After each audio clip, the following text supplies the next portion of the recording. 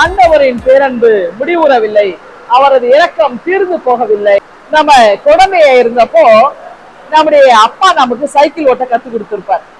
அப்ப நம்ம என்ன செய்வோம், அப்பா நம்ம கூடவே வரணும்னு நினைப்போம்.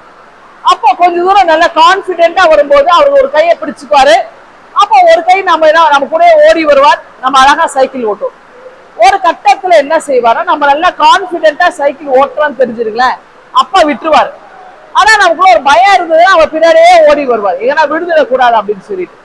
நம்ம இன்னும் சின்ன குழந்தையா இருந்தோம்னு வச்சுங்களேன், அந்த நேரத்துல என்ன செய்வோம்னாக்கா, பெற்றோரை சார்ந்து நம்ம இருந்திருக்கிறோம், அம்மாவையோ அப்பாவையோ கையை பிடிச்சு நடப்போம். எங்கேயாவது போனா நம்ம அவங்கள சார்ந்து அவங்க கூடவே நம்ம போவோம், பத்திரமா அவங்க கூட வீடு வந்து சேரணும்னு நினைப்போம்.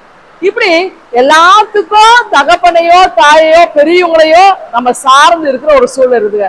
ஒரு கட்டத்துல இல்ல உங்க சப்போர்ட் எனக்கு வேண்டாம், நான் தனியாவே இருந்துக்கிறேன், தனியாவே நான் வாழ்ந்துக்கிறேன் அப்படின்னு சொல்லும்போது எப்படி இருக்கும் பெற்றோருடைய மனநிலை? அப்போ அதாவது இது வந்து உலக இயல்பு. ஒரு சர்டன் ஏஜ் இருந்தா பிள்ளைங்க அவங்க லைஃபை செட்டில் பண்ணி போறாங்கன்றது அது தனி, அது பெற்றோர் ஏற்றுக்கொள்வாங்க. அதே நேரத்துல பெற்றோரை ஒரு சில நேரம் உதாசீனப்படுத்தும் பொழுது, நன்மைகளை பெற்று உதாசீனப்படுத்தும் பொழுது அந்த இடத்துல பெற்றோருக்கு எவ்வளவு வலிக்கும் இல்லைங்களா? இதே ஒரு சூழல் தாங்க சாமுவேலின் காலத்திலே இஸ்ரேல் மக்கள் கடவுளை உதாசீனப்படுத்தினாங்க. அதாவது கடவுளை மறந்து போயிட்டாங்க. கடவுள் எவ்வளவு அற்புதம் செய்தார் தெரியுமா? சாமுவேல் கிட்ட வந்து நின்றுட்டு, சாமுவேல் வந்து அதாவது இயற்கைக்கு மாறான ஒரு விஷயம் நடக்குது, மழையே பெய்ய முடியாத காலம், அந்த சீசன்ல வந்து நின்று எங்களுக்கு மழை வேணும், தண்ணீர் இல்ல அப்படின்றாங்க. அப்ப சாமுவேல் என்ன செய்யறாருன்னா, கடவுள் இடத்துல மன்றாடுகிறார், கதறுகிறார். கடவுளும் சாமுவேலுடைய மன்றாட்டை கேட்டு அவர் நல்ல இடி முழக்கத்தோடு கூட மழையெல்லாம் கொடுக்கிறார். இதெல்லாம் அந்த இஸ்ரேல் மக்கள் பார்த்தாங்க, கடவுளுடைய அற்புதத்தை எல்லாம் பார்த்தாங்க, அவருடைய நன்மைகளை பெற்றாங்க. ஆனா அவங்க என்ன செய்யறாங்கன்னாக்கா, கடவுளை மறந்து போறாங்க, பாவம் செய்ய ஆரம்பிக்கிறாங்க. அப்ப சாமுவேல் கிட்ட சொல்றாங்க, எங்களுக்கு கடவுள் ஆளுகை செய்து வேண்டாம், எங்களுக்கு ஒரு ராஜா வேணும் எங்களுக்கு. அப்ப கடவுள் ரொம்ப வருத்தப்படுறாரு.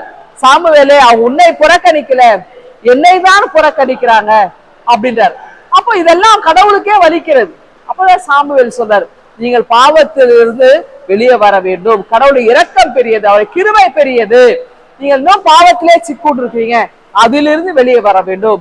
கடவுள் இருந்து நீங்க அநேக நன்மைகளை பெற்றுக்கிறீங்க, அந்த நன்மைகளுக்கு நீங்கள் நன்றி உள்ளவர்களாய் இருக்கணும். இதையெல்லாம் சாமுவேல் அன்றைக்கு மக்களுக்கு சொன்னார். அதே போல இன்றைக்கும் ஆண்டவர் நம்மோடு பேசுகிறார். கடவுளுடைய இரக்கம், அவருடைய கிருபை பெரியது. நாம் நிற்பதும் நிர்மூலமாகாதிருப்பதும் அவருடைய சுத்த கிருபை அல்லவா? நம்மை ஜீவனோடு வைத்திருக்கிறார் இல்லையா? அப்படி என்றால் ஆண்டவருக்கு நாம் தேவைப்படுகின்றோம். அப்ப ஆண்டவரை விட்டு நாம நன்றி கெட்டவர்களாய் நம்ம ஓடிவிடக் கூடாது, பாவத்திலே ஓடிவிடக் கூடாது, நம்முடைய பழைய வாழ்விலே நாம் ஓடிவிடக் கூடாது. ஆண்டவர் இயேசுவுக்காக நாம் எப்பொழுதுமே எழும்பி பிரகாசிக்கிறவர்களாய், நல்ல ஒரு நற்சான்றுள்ள ஒரு வாழ்வை வாடுகிறவர்களாக நாம திகழ்ந்தாங்க.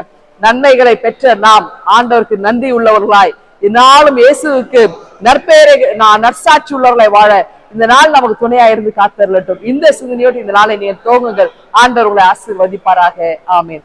என் அன்பின் ஆண்டவரே, என்னாலும் நாங்கள் உமக்கு ஏற்றாற் போல வாழ கிருபை தார். மீட்பரேசுவை ஜெபிக்கிறோம் எங்கள் அன்பின் கடவுளே. ஆமென்.